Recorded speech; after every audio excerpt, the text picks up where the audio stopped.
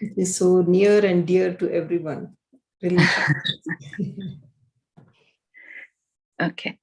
Yeah, I told you, I think we stopped before the why women. I think we started that and then I don't think we discussed. So you can just play that. Or anybody needs any more intro before that?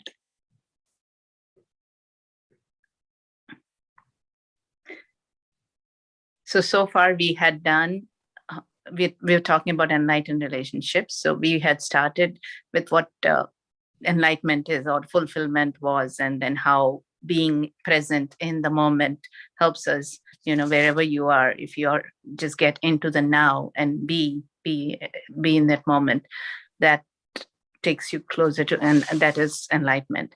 And then they talked about relationships, how love and hate are, they go together most of the time in these so-called romantic relationships, is what the author was saying. And he explains how we see the positive side of love, but at the same time, even those have that clinginess and then fear of losing the partner and those kind of things. But true love transcends all that. And true love is like, knowing that everything is within you.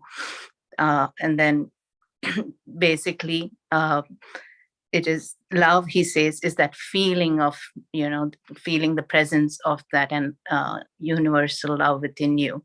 So he explains that's what the true love is.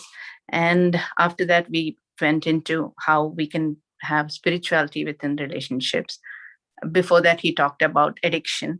Many people have addiction to these relationships because of some reason or the other. They don't want to lose the other person, or they are used to this drama of life and emotions.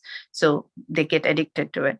And then we talked about spirituality in relationships, that we can use this relationships and develop our spirituality by being present in the relationship, by acknowledging, by accepting and the other person. And it doesn't mean you accept everything. He says once you are present, that your presence is so strong that the other partner cannot remain unconscious. And, because the light of being present is so strong that the other person cannot continue to be in darkness. Either he will walk with you into that, into the present, or he or she, or y'all will split like oil and water, how they split. So that's what he was explaining in the up till now.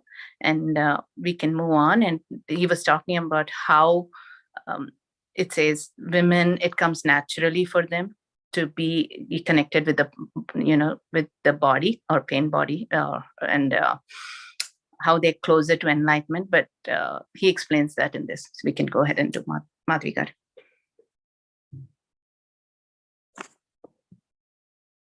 Yes, I will share it.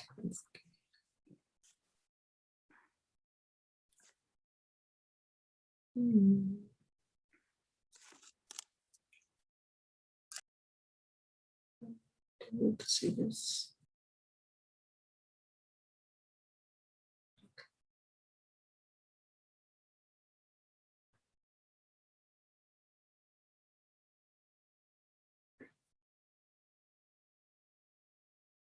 Ready, they will walk through the door that you opened for them and join you in that state. If they are not, you will separate like oil and water. The light is too painful for someone who wants to remain in darkness. Are the obstacles to enlightenment the same for a man as for a woman? Yes, but the emphasis is different. Generally speaking, it is easier for a woman to feel and be in her body, so she is naturally closer to being and potentially closer to enlightenment than a man. This is why many ancient cultures instinctively chose female figures or analogies to represent or describe the formless and transcendental reality. It was often seen as a womb that gives birth to everything in creation and sustains and nourishes it during its life as form. In the Tao Te Ching, one of the most ancient and profound books ever written, the Tao, which could be translated as being, is described as infinite, eternally present, the mother of the universe. Naturally, women are closer to it than men since they virtually embody the unmanifested. What is more, all creatures and all things must eventually return to the source. All things vanish into the Tao, it alone endures. Since the source is seen as female, this is represented as the light and dark sides of the archetypal feminine in psychology and mythology.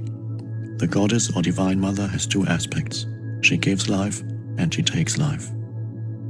When the mind took over and humans lost touch with the reality of the divine essence, they started to think of God as a male figure. Society became male-dominated, and the female was made subordinate to the male. I'm not suggesting a return to earlier female representations of the divine. Some people now use the term goddess instead of God. They are redressing a balance between male and female that was lost a long time ago, and that is good. But it is still a representation and a concept, perhaps temporarily useful, just as a map or signpost is temporarily useful, but more a hindrance than a help when you are ready to realize the reality beyond all concepts and images.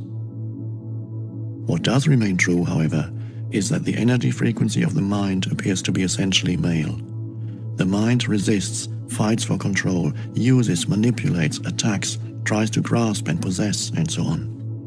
This is why the traditional god is a patriarchal, controlling authority figure, an often angry man who you should live in fear of, as the Old Testament suggests.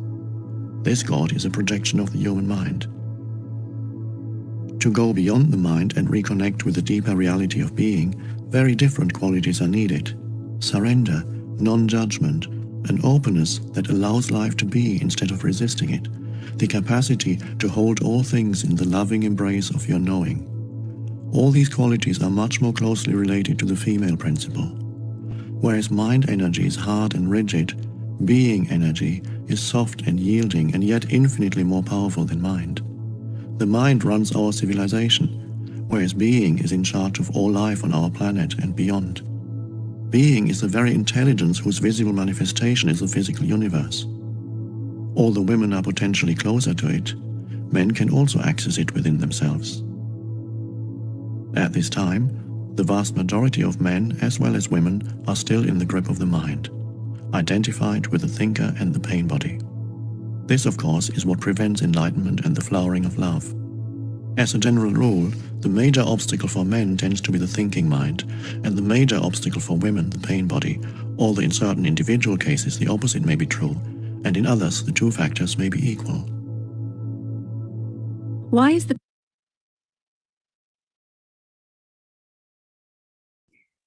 So this was a small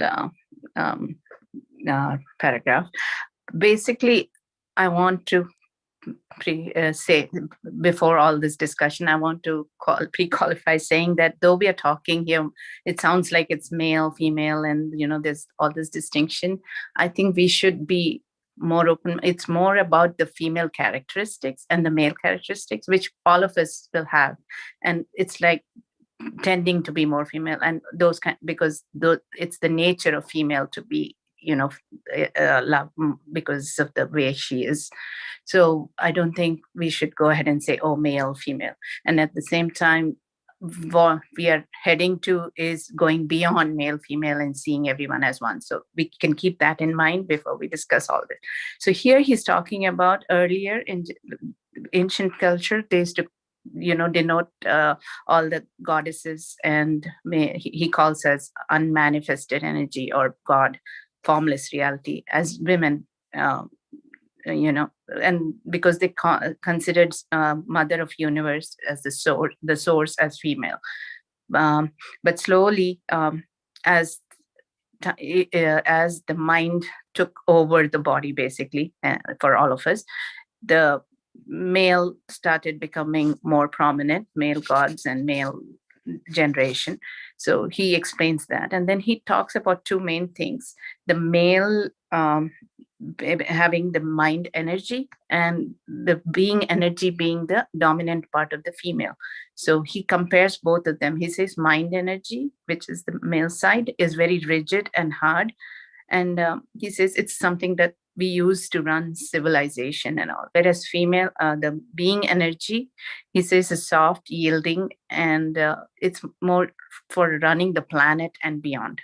So that's how he explained. And he says this is basically associated, the being energy, with the pain body, which is the emotion part in the women, whereas the mind energy is the thinking body, which is what he is.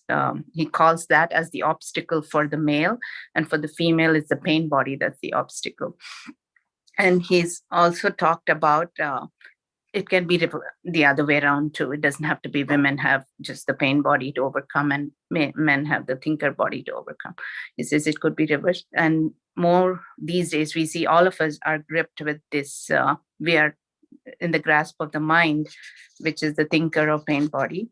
And this is what prevents us from being enlightened or the flowering of love. So that's what the gist is. Should we go on, or you want to have any discussion?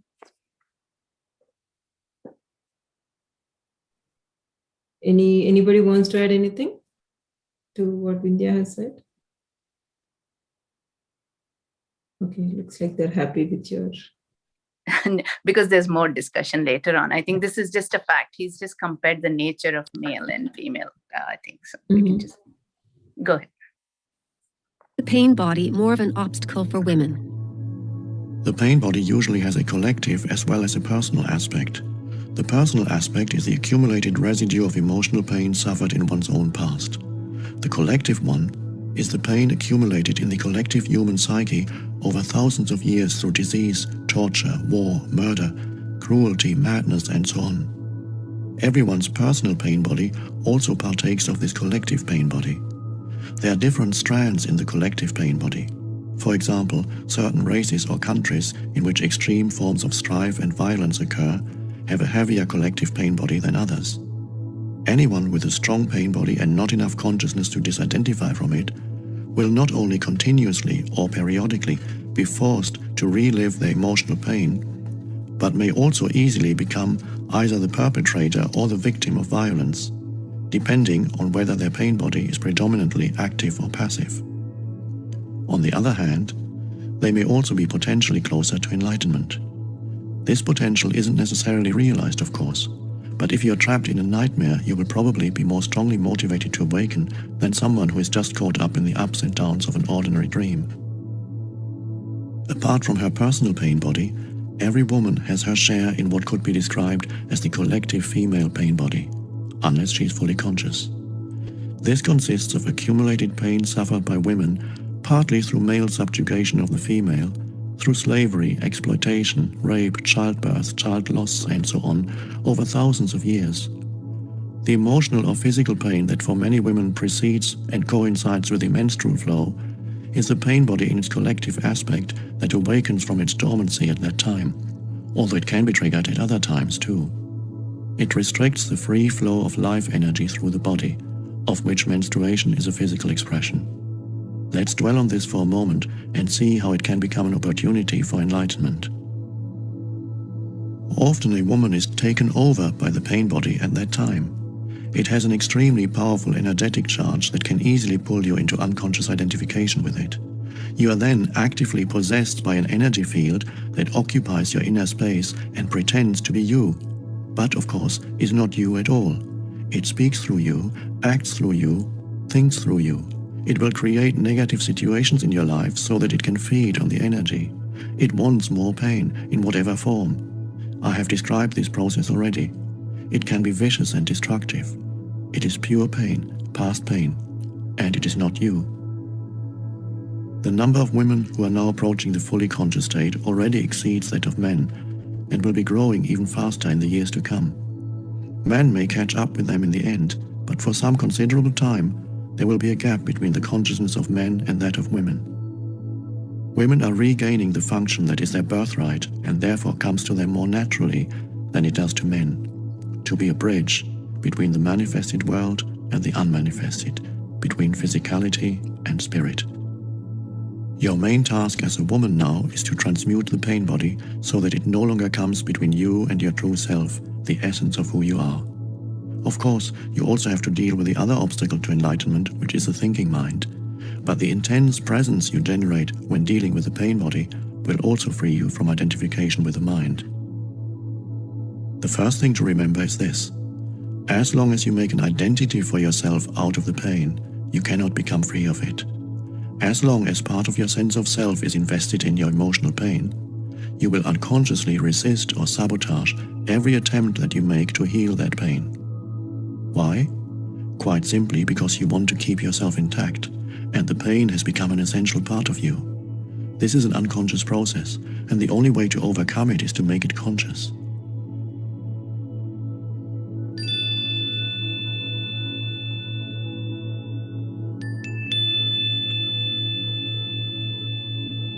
To suddenly see that you are or have been attached to your pain can be quite a shocking realization. The moment you realize this, you have broken the attachment.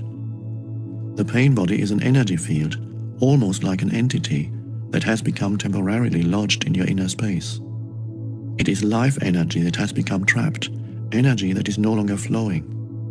Of course, the pain body is there because of certain things that happened in the past. It is the living past in you, and if you identify with it, you identify with the past. A victim identity is the belief that the past is more powerful than the present, which is the opposite of the truth. It is the belief that other people and what they did to you are responsible for who you are now, for your emotional pain or your inability to be your true self. The truth is that the only power there is contained within this moment. It is the power of your presence. Once you know that, you also realize that you are responsible for your inner space now, nobody else is, and that the past cannot prevail against the power of the now. So identification prevents you from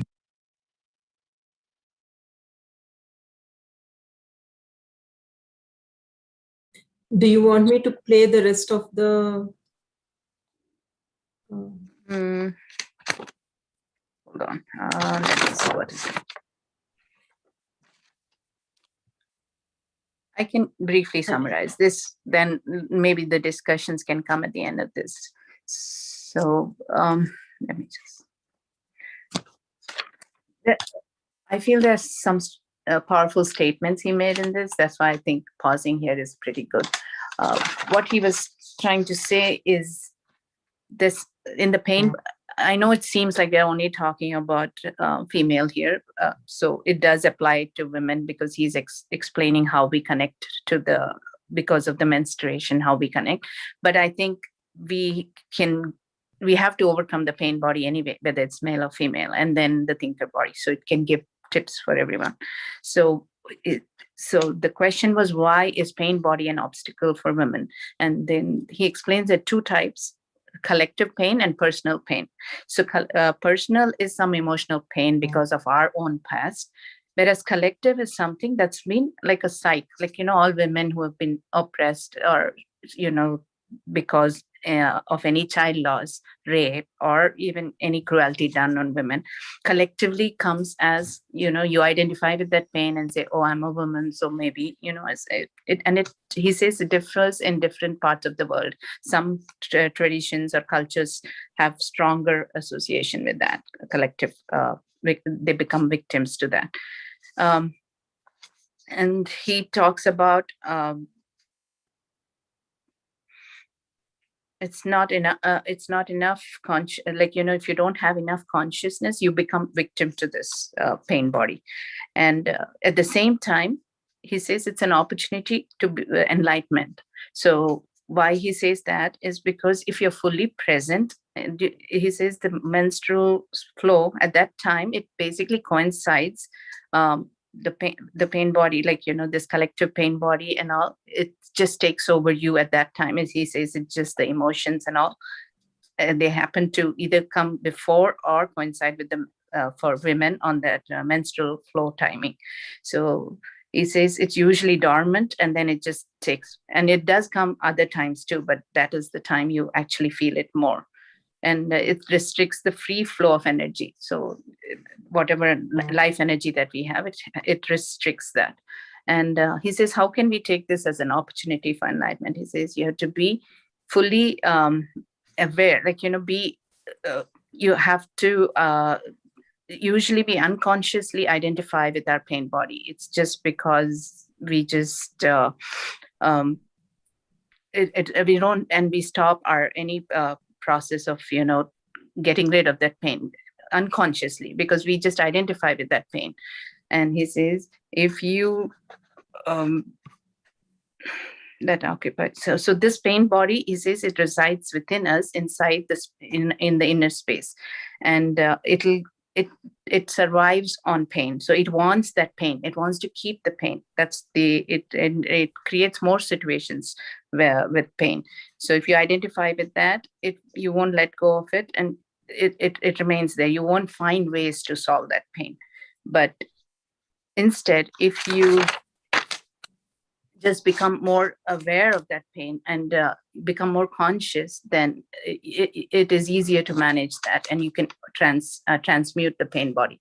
And he says more women are becoming more conscious because of this situation, where naturally women have the ability to bridge between the manifested world and the unmanifested. And I'm assuming manifested, he means the physical world, manifested energy, and unmanifested is the spirit or the universal energy that we talk about.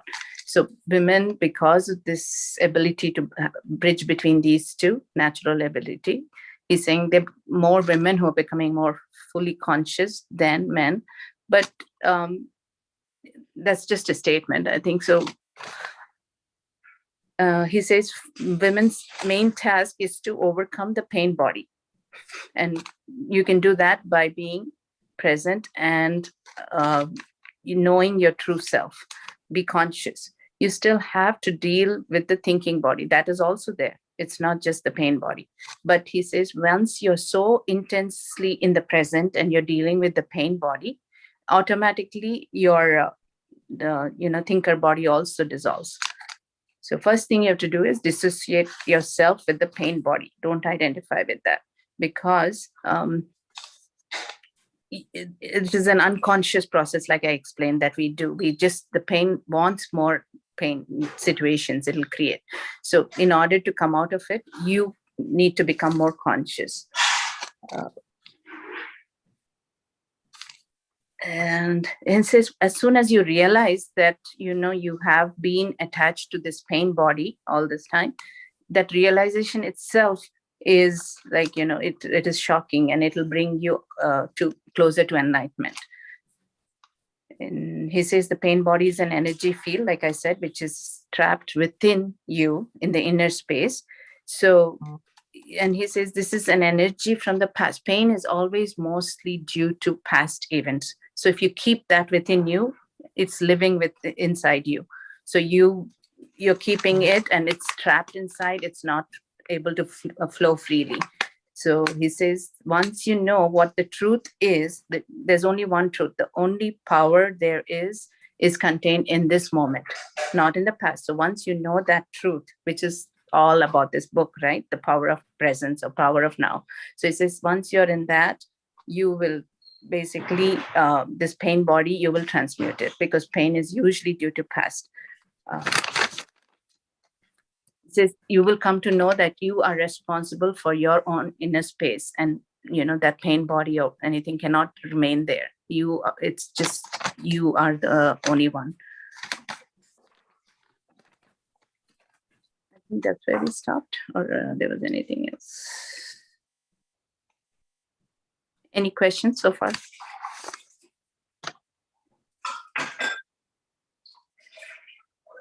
Here, when he says the pain body is an energy field, almost like an entity that has become temporarily large in your inner space.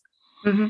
So it is like in subconscious mind, it is a large, so that it is life energy that has become trapped and not flowing. That is causing the pain, not flowing. So once you identify, then I think it starts flowing freely, and then you are free from your pain body, and I think that's how also they say that first thing, you need to accept it, and then it starts acting freely, that's what they say, isn't it? Yeah, I think all this boils down for you to what he's saying, pain can only come from your past actions. So if you're living in the past, then obviously it's inside you. So if you are acknowledging and being in present, you're so strong, your presence is so strong, all this cannot be there. You will know that pain body is not you. So if you dissociate yourself with that, then he says it's easier, you will acknowledge there is pain. He says it's not like, it's not there. Even in the relationship later on, he talks about that, once you acknowledge it, it's easier. You don't identify with it. So that's what I think. Yeah. Thank you. Yeah. Thank you. For anybody else?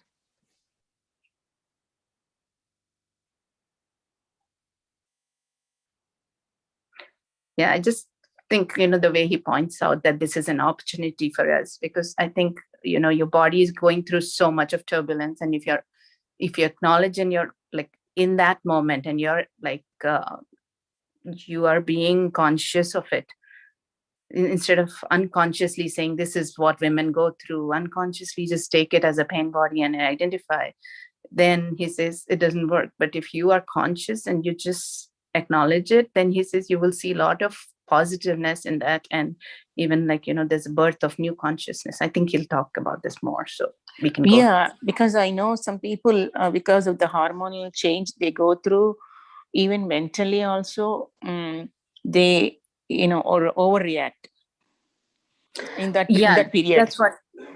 So reaction is what we keep doing, right? And he keeps saying pain body attacks and pain scene, and the words he uses are like that too, because pain body cannot rationalize. It'll just attack, and it just wants more. It thrives on that pain. So Okay.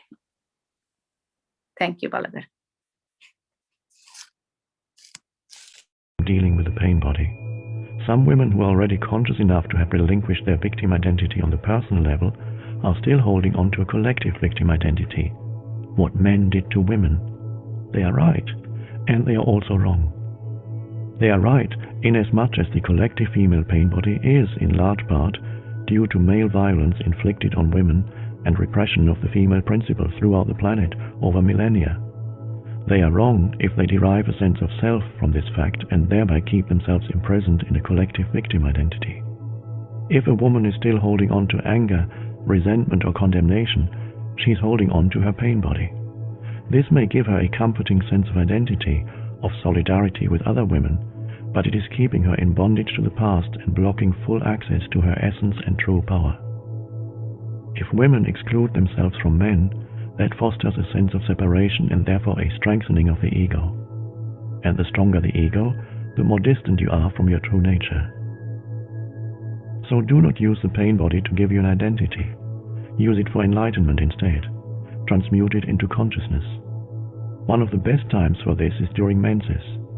I believe that in the years to come, many women will enter the fully conscious state during that time.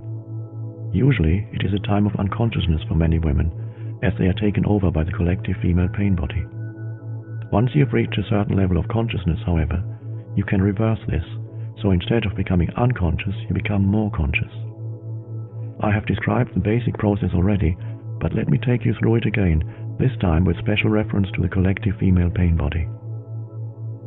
When you know that the menstrual flow is approaching, before you feel the first signs of what is commonly called premenstrual tension, the awakening of the collective female pain body, become very alert and inhabit your body as fully as possible.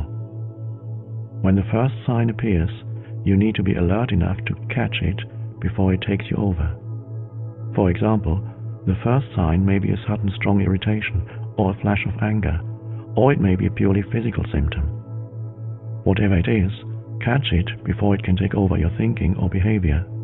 This simply means putting the spotlight of your attention on it. If it is an emotion, feel the strong energy charge behind it. Know that it is the pain body. At the same time, be the knowing, that is to say, be aware of your conscious presence and feel its power. Any emotion that you take your presence into will quickly subside and become transmuted. If it is a purely physical symptom, the attention that you give it will prevent it from turning into an emotion or a thought. Then continue to be alert and wait for the next sign of the pain body. When it appears, catch it again in the same way as before. Later, When the pain body has fully awakened from its dormant state, you may experience considerable turbulence in your inner space for a while, perhaps for several days. Whatever form this takes, stay present. Give it your complete attention. Watch the turbulence inside you. Know it is there. Hold the knowing and be the knowing. Remember, do not let the pain body use your mind and take over your thinking. Watch it. Feel its energy directly inside your body. As you know, full attention means full acceptance. Through sustained attention and thus acceptance, there comes transmutation. The pain body becomes transformed into radiant consciousness, just as a piece of wood, when placed in or near a fire, itself is transformed into fire. Menstruation will then become not only a joyful and fulfilling expression of your womanhood, but also a sacred time of transmutation when you give birth to a new consciousness. Your true nature then shines forth, both in its female aspect as the goddess and in its transcendental aspect as the divine being that you are beyond male and female duality. If your male partner is conscious enough, he can help you with the practice I've just described by holding the frequency of intense presence, particularly at this time. If he stays present whenever you fall back into unconscious identification with the pain body, which can and will happen at first, you will be able to quickly rejoin him in that state. This means that whenever the pain body temporarily takes over, whether during menses or at other times, your partner will not mistake it for who you are. Even if the pain body attacks him, as it probably will, he will not react to it as if it were you, withdraw or put up some kind of defense. He will hold the space of intense presence. Nothing else is needed for transformation. At other times, you will be able to do the same for him, or help him reclaim consciousness from the mind by drawing his attention into the here and now whenever he becomes identified with his thinking. In this way, a permanent energy field of a pure and high frequency will arise between you. No illusion, no pain, no conflict, nothing that is not you and nothing that is not love can survive in it. This represents the fulfillment of the divine, transpersonal purpose of your relationship. It becomes a vortex of consciousness that will draw in many others. When one is fully conscious,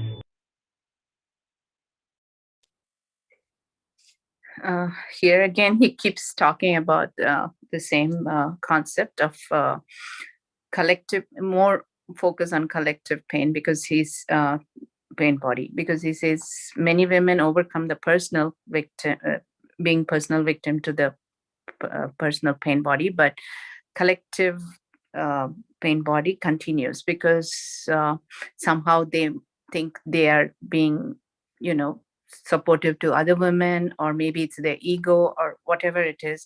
They feel connected by supporting for the cause of women or whatever it is.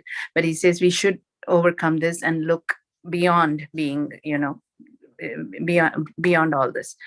He says, he gives an example of how to, not example, but a process of how to overcome the collective female pain body. He says, just be the first symptom that comes. This is talking about menstrual pain, but any pain, I think. And for me, I associate this with the meditation we do, like how one thought comes, we just immediately catch it, and we keep observe. When you observe it, it has no strength, right? The same thing. So when the first sign of the pain comes, he says, just catch it before it overtakes your thinking and everything.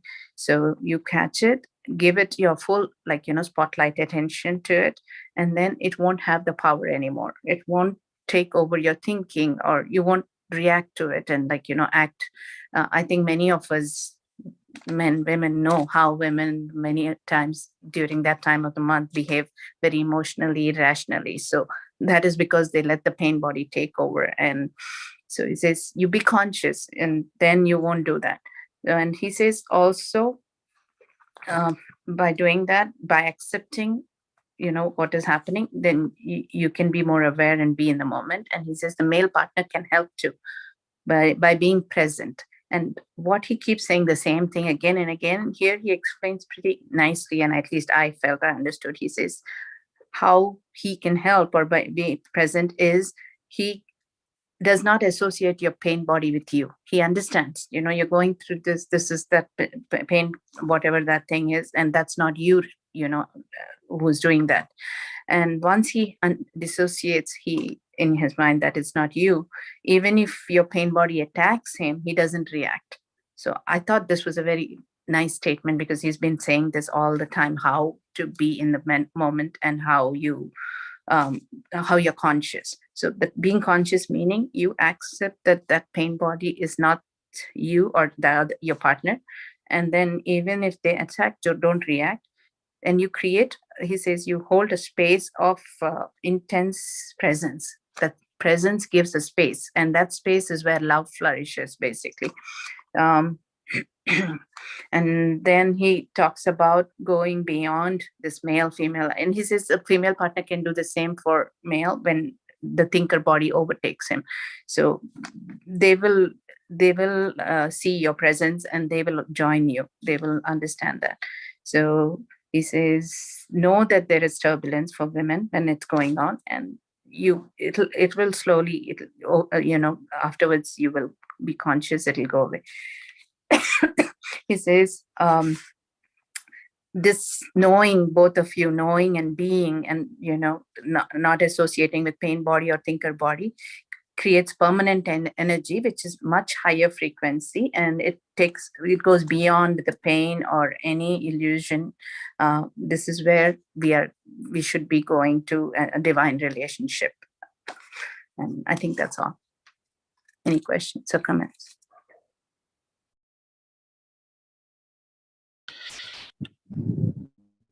Raising about the physical reality is what basically he emphasized on. I'm sorry, Avnashji, what did you say? Raising above physical reality is Yes. what he emphasized. Yes, that's what, our physical body, pain body or thinker body is all to do with physical, right? Going up for man to go about that, and for women to go about this. And then I think that's what you're right, going into the spirit or inner self is needed. He actually means us to be conscious about our spiritual being. Yeah, as a spiritual entity. Yes, right. Dissociate yourself with that you are not this body, right? That's what I think the whole thing is. You're not this pain body. You're not you are that universal energy inside, which is beyond all this pain. Thank you. May I say something? Go ahead, Kumari. Yeah.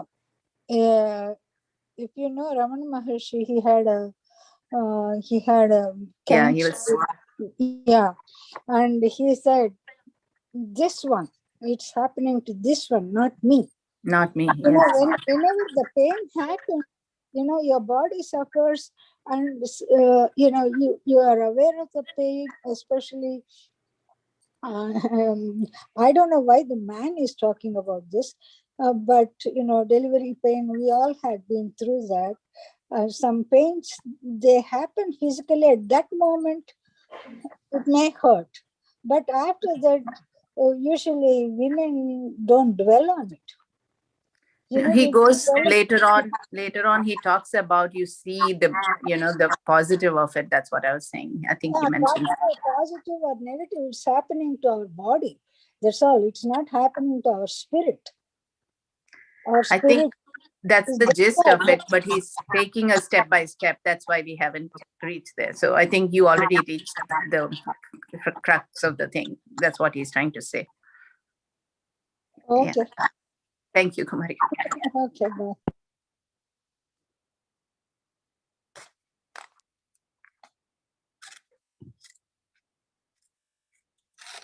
Would one still have a need for a relationship? Would a man still feel drawn to a woman? Would woman still feel incomplete without a man? Enlightened or not, you're either a man or a woman, so on the level of your form identity, you're not complete. You're one half of the whole. This incompleteness is felt as male-female attraction, the pull towards the opposite energy polarity, no matter how conscious you are. But in that state of interconnectedness, you feel this pull somewhere on the surface or periphery of your life. Anything that happens to you in that state feels somewhat like that.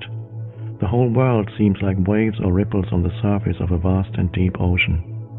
You are that ocean, and of course, you are also a ripple, but a ripple that has realized its true identity as the ocean, and compared to that vastness and depth, the world of waves and ripples is not all that important.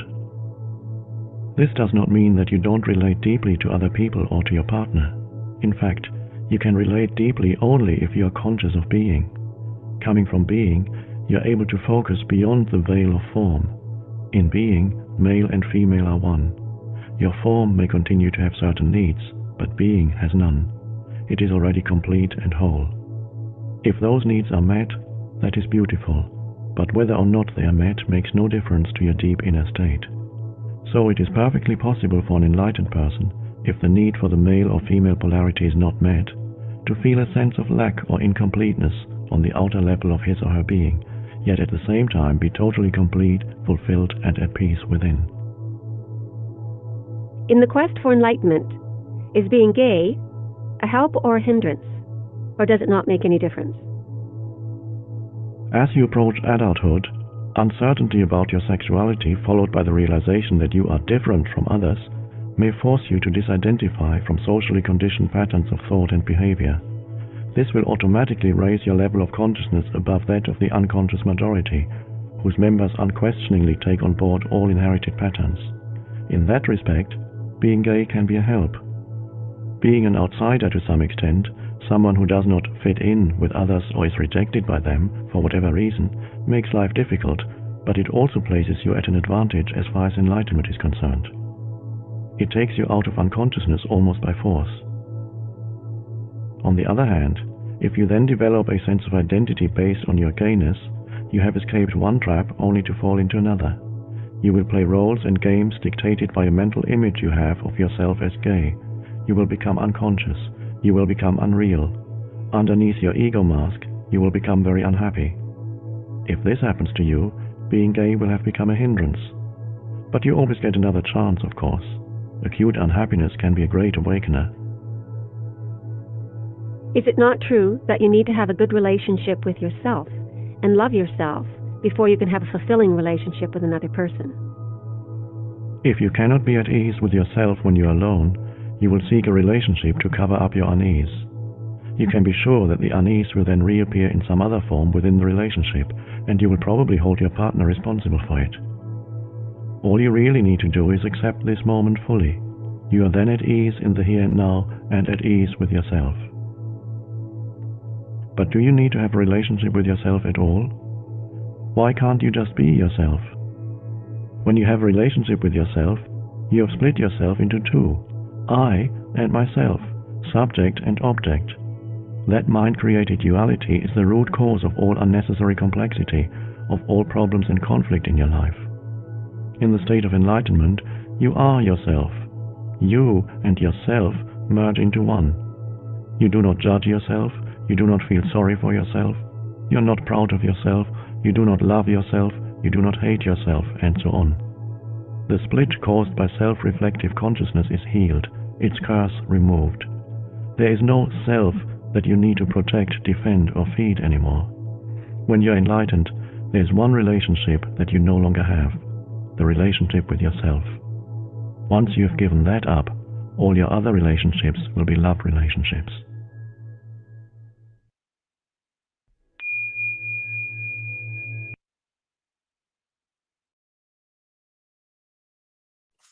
We actually finished it.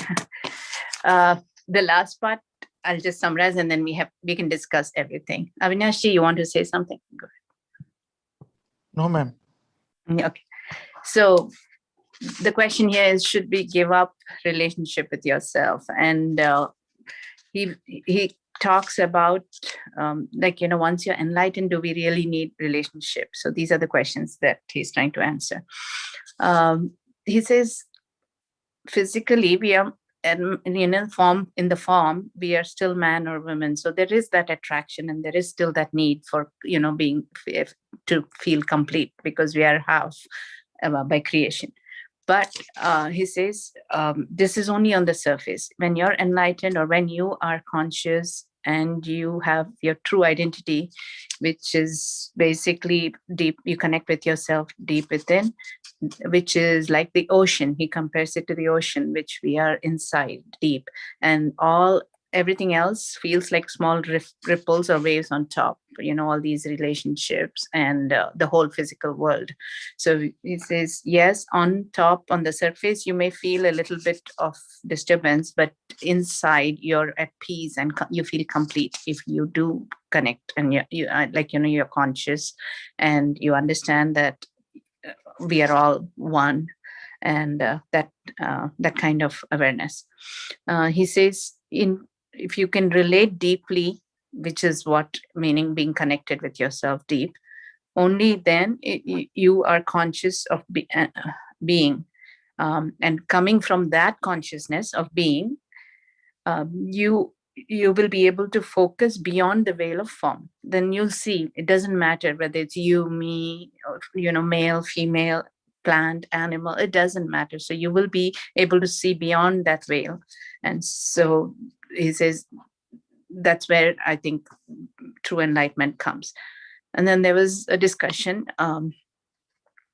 He also says, if form needs are met, like the physical needs are met, then it's great. But otherwise, still you feel complete. It is possible that on external you may have some unfulfillment, but deep within you can still be complete and peace within there. There's a question about being gay. Does it form any kind of hindrance or help in enlightenment? And he's, again, just like he talked about how the pain body and other things, how they can be opportunity or hindrance depending on how you see it. Here too, he says this can be an opportunity, because mostly when people identify, when they're gay or something, they're more conscious of themselves, and it can help enlightenment. And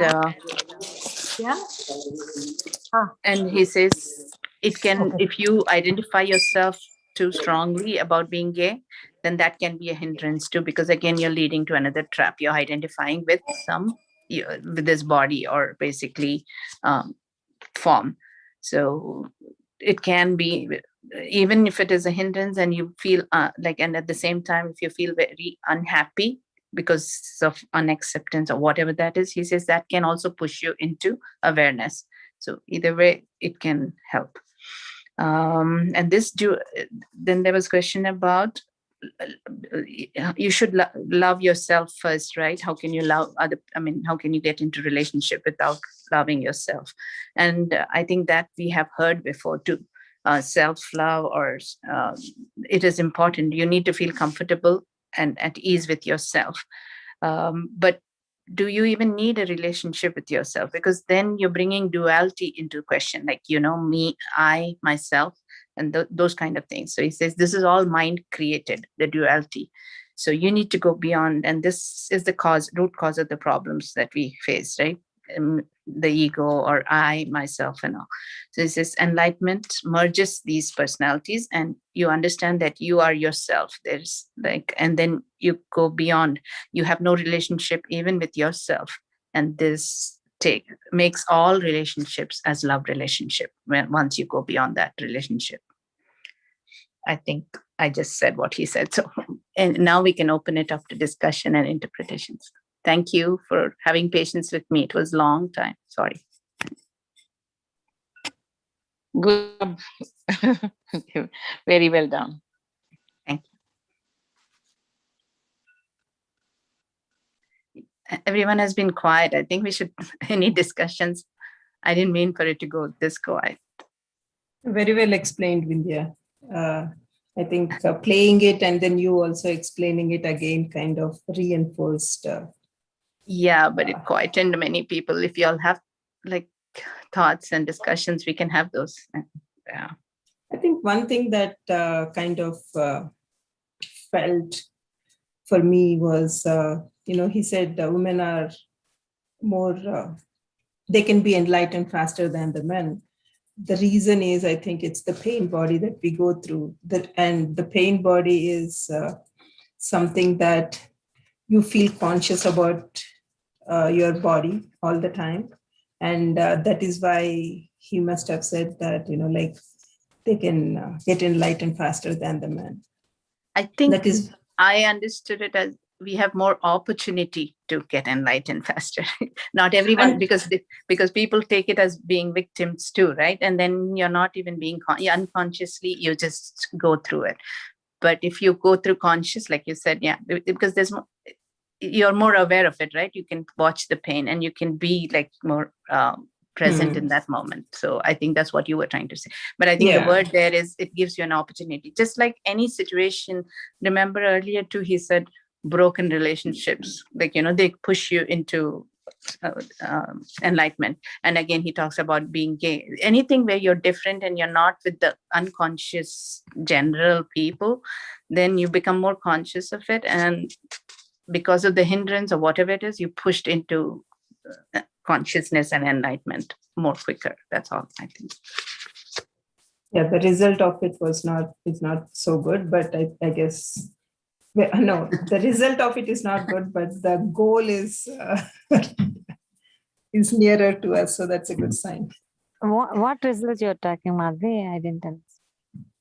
Vindhya, I'm like doing two things at the same time. What Madhvi Garu was saying is that the author here says that for women, it's like, because we go through the menstrual pains and other things. Okay, sorry. It's easier for us to get enlightened because we can use that as an opportunity. That's all. But at that point, I liked what Madhavi just now said, that because when we are going through that pain, we will be more in the present at that time, right? With the true, right? Yeah, because your body is. Also, I like it very much. Yeah, body tells you something, right? It's the same. Yeah. And it's easy. I mean, somehow men get the thing because thinking is predominant in them. It's not like we don't think, but for them, they tend to get lost in that thinker body more. I think so. Yeah. And we are more connected because of all these things happening to us. And when childbirth, all these are experiential, right, for us. So I think it's but.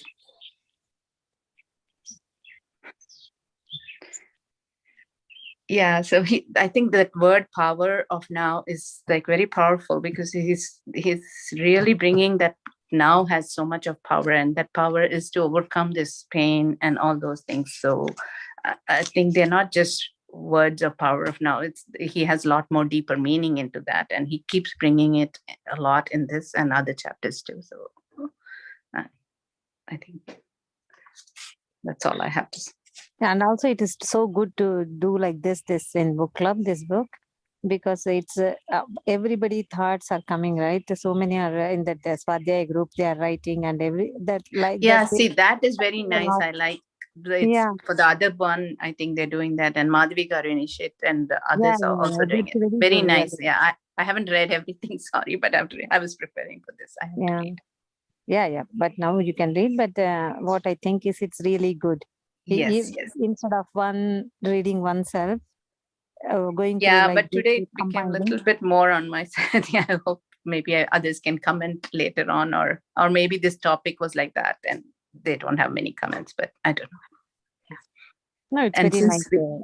Since we broke the chapter up, otherwise in relationships, I think I like the way he asks us to look at the relationship and use it as a spiritual experience, and I think that's a great point to make. Yeah, why? Sorry to interrupt you. Why I'm mentioning that? Because Neeta and Madhavi, so many people are writing in that. I'm trying to implement those ones. What Neeta said: observe your first the sensations in your feet, and then in the hands, like that. She said the whole body also we can feel while talking to others. Also, all these things. It didn't occur to my mind earlier, but when these people are writing like that, it's very easy to implement and to know, right? True. It's more practical, right? Yeah. It's like summary. Yeah, like all the summary, easy to follow. Because here in discussion, sometimes we lose the main point. I mean, when you read so much in detail. I know. It's more of the power of now, right? Being present in the discussion. Yes, that's true. That's right. It's nice. And also here he says, enlightened or not, you are either a man or a woman, because he always says, when it comes to spirit, you are not associated either with a man or woman. True. So because literally you are half man, half woman, like I know, that's energy. why I was pointing out every time that it doesn't apply just to women. It's just the characteristics of female and male that he's talking about, and we all have them, right? Yes. Yeah, only that female qualities will be dominating in us, and in those people, right, like that, right? Yeah, depending upon, see, everybody has half man, half woman qualities. That's why he also says you are one half of the whole. Yeah. The Ida and Pingala, right? The female and the Yes. And also there for us in Telugu also they say Naranari, right? Both the qualities will be there. Yeah. Only part where he talked about just the menstrual cycle and all, he took too much of diversion there. But I think he used that as an example to help us how we can use a pain to, be conscious and overcome it. So I think it applies to anything. It's just he used that situation. Yeah. And also, because sometimes people always question when they go through the pain, why me? Why, that collective mentality is also there, right? Women suffer and this and that. So, for all that, this answers. Because, in the menstrual cycle, going through all this pain, and also in labor, giving a birth, all this, that's why he says women are more closer to enlightenment because of all this pain body. I know. And the so creation. It's a nice way to see it, right? Yeah. I don't know what if we cross that level. Like I'm almost crossed. I've crossed, I guess. So. Actually, Balagaru, I have a question here. కొంచెం question doubt ఉంది తెలుగులో అడుగుతాను. You can explain that in English. ఇప్పుడు మామూలుగా animals తర్వాత మనము మళ్ళీ human birth అవన్నీ వస్తాయి జన్మలు అంటాం కదా. ఇప్పుడు యానిమల్స్ లో కూడా మళ్ళీ పెయిన్ ఆ సఫరింగ్ అది ఆ లేడీ దానిలోకి ఉంది కదా మరి. ఉంటుంది. That is part of creation is for everything. For every creature there is creation. I mean that is normal, but the way humans feel the pain, conscious pain, I don't know they go through or not. Okay. So it's different. And the collective pain, I feel the pain, the way the author has explained, is more past when we hold on to past, and I don't think animals hold on to past. No, so that's different. Yes, that's right. Because we hold on to that collective pain or past pain more, but whereas the animals, it's just for that moment they feel it and then they forget it. So that's the difference. Okay, thank you. Yeah, and listening to all of you, very nice, Vindhya ji. And I am thinking, thank you, since they say that how many ever do you need one more? How many ever births we take as a female, we also take as a male, right? So it means that maybe this pain body, what women go through, maybe this lifetime we are experiencing those in this lifetime, and the males can experience in the next lifetime. So it means that everyone has experienced in one or the other lifetime, right? Yes, that's why it's we go through like half women and half men to have those both experiences. Yeah. So, and the other thing what I thought is maybe the enlightenment where they say is non-duality, right? Pain, if there is pain, means no pain and pain. That is why we are telling pain, right? So I guess by experiencing pain, we understand this is only temporary. Yeah, I think Madhu, you got it. I think we have to transcend that pain and all, right? So that non-duality, if you have, then all these problems are gone. He's just taking us from where we are to that. So he's saying, use your pain body to get there. Use that. Be conscious of it, and don't let it take over. And once you are dissociate with that, that is for women. Whereas men, they have to dissociate with their thinker mind, right? Right. Because that We is also, prominent. but he says, while we are when you're present, strongly present, that thinker body also dissolves. So for us, maybe by doing one, the other one also grows. Yes, because we have this for us to be in the present. Men have something else to be in the present. So I guess that is how both are, both the genders. See, that's what I was saying, right? When he was explaining the process of how to identify each pain and catch it at the first, isn't it the same we say for the thoughts? The first thought comes, you catch it, and then you be aware of it, and then don't react.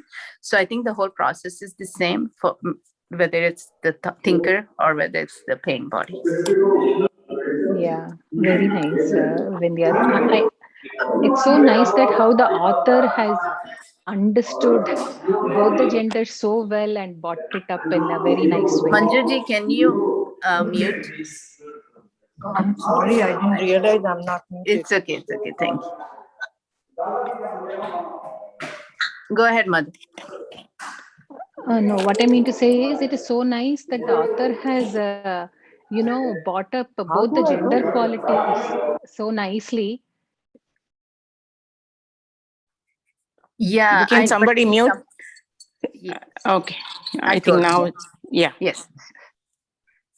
Yeah, somehow it looks like it's dominated by women issues here, but at the same time, he does bring in and he explains how we can support the other two. No, I think it is only pain body is a little more dominant in women and the thinker is a little more dominant in men. But I guess the vice versa is also still there, but it is not dominant. I guess that is what. Yes, I think that's what he's just because he took this example of the menstrual cycle, it seemed like, but otherwise he keeps saying, yeah, you can do vice versa. You're right. Yeah. Because even men go through pain that is universal, but but the dominant is thinker. I guess that is very dominant in them. At the same time, what you have been we telling, also think like we also think. Yeah. So, but just because we have every month, we have to be conscious of what's going on in our body too. So I think it's just that. Yeah. So we are paying attention what's happening and also in the present. So that is where I guess when you say that spirituality comes little easy to women, that is what he meant, I guess. Yeah, but at the same time, I guess when you look around, it may not seem like that, right? But he's explaining the concept and saying, and because we're still trapped in this pain body or mind body, whatever. Also, isn't pain body different than physical pain? I think we are getting these two mixed here. There's a part where he explains what's the pain body. He says it's an energy residing within the inner space of us. So, and he says it's mainly the energy from the past. So pain body he's talking about is like you've taken the past situations and kept inside you, right? Some pain, whether it is collective women pain, if you want, or something that happened to you, maybe a child loss or anything. I'm just giving an example. It could be anything. So all those are not real, right? There's something you kept inside and it's trapped inside that energy. It's not gone. That's what he explained as pain body. So in this part, at least, and that's what I thought. Anybody else has? So do you mean, for example, I don't know, if people are having during their menstrual cycle pains, some people have very bad pains, right? So before the time comes, if you're nearing the cycle, do you anticipate that pain what you have gone through earlier or the previous No, ones too? he's saying Is he don't talking not. about that, or No, It's he's saying don't physical pain. anticipate, but he's saying be fully in your body, like, be present in your body. And as soon as you feel that one cramp or whatever that is, observe it. He says, give full attention to it. Yeah, here it's like, my stomach, it's cramping, it's pain, whatever. Don't let that take over. And then you start saying, oh my God, why do I have to suffer through this? And then give the same reaction to your husband or push it onto your children, husband, whoever you see, just, react and do that. So he's saying, just be aware. Okay, there's a cramp, and it'll or be conscious. And I don't know, accept it, and then it'll not have the power to take over your thoughts. And that's what he's saying, I think. then that can be applied to any situation that you are going through, right? That's what I was saying, right? This can be applied to any Yeah, pain. any pain. Yeah. Any Yes. pain. Yeah. I just said he took Yeah. this because we associated it better. Right. But Yeah. because we know, right, Yeah. the first symptom and all. But I think it's the same. That's why I was saying, even with the thoughts and all, the first thought that comes, you just don't give it power. Just observe, and it'll go away. And it sounds so simple, but it is. Actually, it is that simple, but we complicate it. So that's what. Let it be a passing cloud. Yes, same. And pain also. Yes, there is pain, but if you don't identify with it. When he says identify, that means you start behaving like that. You throw that pain everywhere. You are the pain. You want more pain. He explains that pain body wants more, like it can only thrive on pain. So it will keep showing you situations where there's more pain, or giving you instances to recognize that pain or identify with that pain more. So if you're giving attention, that means you're adding fuel you're to giving the it fire. fuel, right? You're giving it more energy, and it's growing and growing, trapped in there, and then Right. it's there. Otherwise, the actual pain, we have noticed, right? The fear of the pain is more than the actual pain itself. Like anything happens before that, only we are surgery or anything. If you're tensed and you're all like so worried about it, that itself is worse than the actual surgery happening to you. So I think that's I remember the other day when my son, we had to get the vaccinations. He has a fear of syringes or injection. So he keeps asking questions. Will it hurt? Will it hurt really bad, like the meningitis injection? That is what he relates to. That's and the thinker body. How much ever? Yes, is asking questions. So it's not just we adults, but even the kids go through that. Yeah, but the previous pain that they have gone through, and correlate that to the future. Yes, yeah, very true, very true. And once he had the vaccination, he said, I didn't feel anything at all. Yes, so that means maybe one vaccination might hurt, the other might not hurt. That is an experience. Now he knows both of them. He knows. Is being in the present meant, and being there conscious means that only, that you're there at this moment, not thinking of the past, not living in some other experience that you had, or in future what might happen. All those things, what reaction might happen, or last time I took this, it really was swollen up, it hurt, and maybe this time it won't. So you can't just bring all the past and future in there and not take, because it's just a momentary thing, right? Like you said, it's that one shot at that minute, and then after same thing. One of my friends said when she went to a dentist long time ago, it hurt. For her it hurted so much. Always, that was in her memory. Whenever she goes to dentist, she's always scared. Then I explained to her, think that some pleasant moment, forget about whatever happened, and then she did that when she went to a dentist, thinking on unpleasant ones, but try to forget whatever happened before. Then she said, I had the first time I felt, not nervous when he was doing, the root canal. He said that helped. So always digging into the past, we are giving more power to the pain. Either past or imagined, right? The thought. Or imagined, whatever. Somebody else. Like I always think of the CAT scan and those things. I'm like, how can you be inside there? I'll feel suffocated. And any little closed area comes, I will start stiffening up. And I think that's what the problem is. We can if you are free and you're not stiffening up. It's you can see the other person, they're pretty open and it's not as bad, but it's their mental thing that takes them through. Yeah. See, I have gone through MRI for my back pain a couple of times before.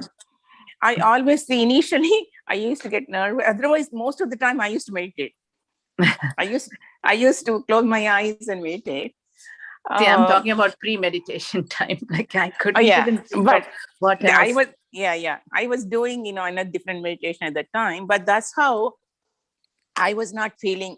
Always they will ask, otherwise they will give, injection, so that they don't, if people have more fear, they will give an injection, so that they don't, they will just sleep.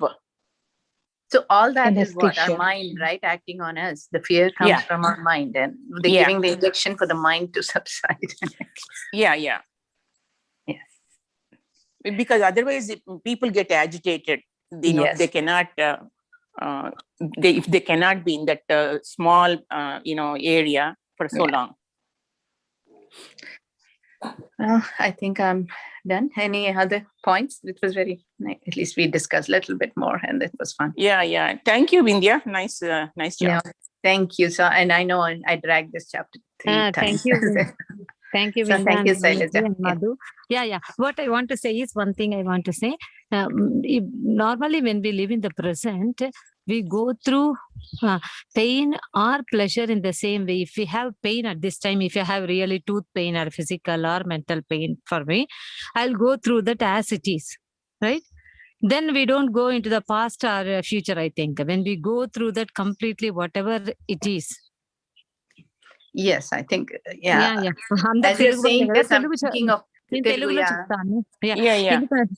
because I am poor in communicating in English, because I think ఏమనుకుంటానంటే ఇప్పుడు ఏది కానీ దాన్ని అలాగే అనుభవించండి అని చెప్తారు కదా. మనం ఎప్పుడు పెయిన్ వద్దు అనుకుంటుంటాం కాబట్టే మనకు ఆ ప్రాబ్లము. ఇప్పుడు ప్రెసెంట్ లో లివ్ చేసేటప్పుడు ఇప్పుడు ఈవెన్ టూత్ పెయిన్ గానీ ఏది గానీ if you go through that, if you experience that, అంతే. మళ్ళీ రెసిస్ట్ చేయకుండా రెసిస్ట్ చేయకు. ఏది రెసిస్ట్ చేయి. ఇప్పుడు మనము జాయిన్ అయితే రెసిస్ట్ చేయం, కానీ పెయిన్ రెసిస్ట్ చేసే సఫరింగ్ కొద్దుకుంటాం కాబట్టే కదా ఈ ప్రాబ్లం అంతా.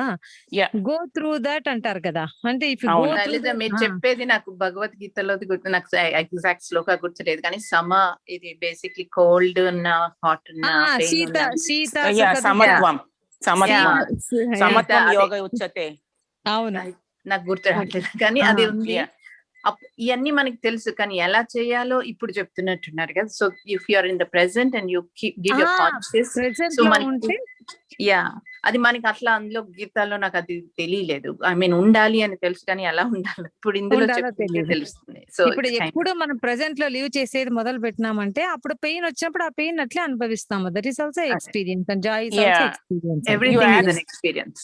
అప్పుడు మళ్ళీ మనం పాస్ట్ కి పోము, మళ్ళీ ఫ్యూచర్ కి పోము. అమ్మ అప్పుడు వచ్చింది నాకని భయపడము. If you go through that, అంతే కదా. అదే you accept as it is.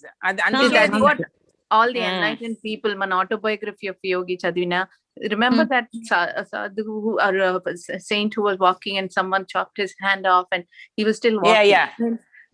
Or Sadhguru Guda gave an example once. He said he had an accident and people are like all worried, he's like bleeding, but he just walked, he got up, he went to the doctor practically, and whatever they could do, he said, I don't need you to give me any sedative, you can just do your surgery. So alanti, because they dissociate themselves from that pain, it will take us a long time maybe, but that's true. Okay. Anybody else? Any comments? Thank you. No, thank you. Thank you. 8:30. Thank you. Bye. Good night, everyone. Thank you. Bye. Thank you, Balagar. Thank you. Thank you. Thank you, Vindhya. Thank you, everyone. Thank you, Madhu. Thank you all. Thank you. Thank you, Avinash. Whoever is there still, thank you, everyone. Madhavi, okay, Andy. Thank you, Andy. Bye, Vindhya. Bye. I just got little.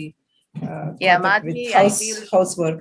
I'll talk to you later. We are connecting maybe today or tomorrow, and I'll talk to you tomorrow about. Sure. Okay. Tomorrow is good. Good night, Madhu can tell. Yeah. Okay. I'll call you, Madhavi. Yeah. Madhu, thanks for attending. Tomorrow call, Chendamma. Today is not a good day, but we'll talk tomorrow. I'll Yes, call you yes. tomorrow. Yeah. Okay. Yeah. Bye. Bye. If it can wait. If not, I'll find It can wait and it can wait. There's no hurry. I'll be in Houston though, so I can't talk tomorrow. So yeah. Okay, I'll take you'll all be in Madhu's Houston, input. Madhvi? Yeah. Oh, I'm in Houston. See? I'm Katie, actually. If you are coming this side, come over. Madhu is so busy. I hope the recording is still. Madhu, Oh, drive through Dallas so you can visit me too. No, I will come to Dallas next month. Sai, my son, he studies in UT Dallas, right? I will visit you. Oh, he does? I didn't know that. Okay.